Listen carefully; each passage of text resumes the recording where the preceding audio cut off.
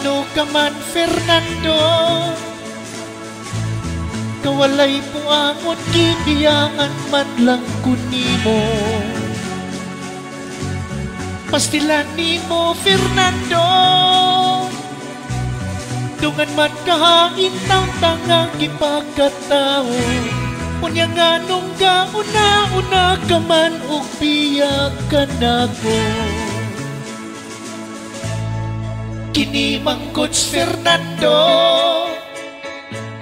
nakaamo man og labihan nga pagkabisyoso. Kaluoy bang Fernando,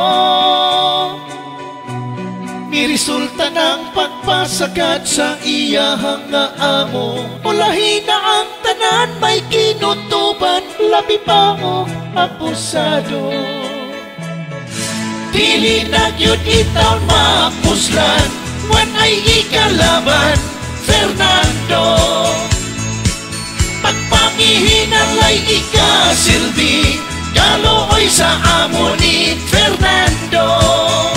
Bisan pa kini og tugpuan si Fernando, motalaw lagi mo og na, wan ay ikabuga Fernando. Dili na yun itaw mapuslan, wan ay ikalaban Fernando.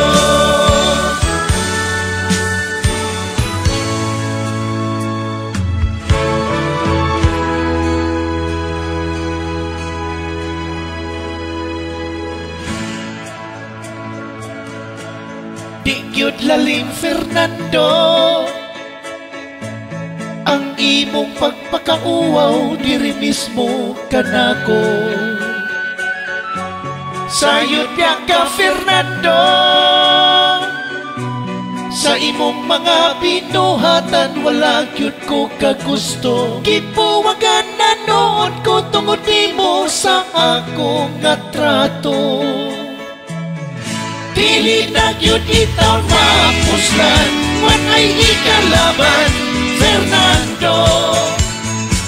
Pagpangihinalay ikasilbi, kaluoy sa amo ni Fernando. Kinahanglan na yung suportaran si Fernando. Motalaw lagi mo og na, pagkatalawanan Fernando. Dili na yun itaw mapuslan, wan ay ikalaban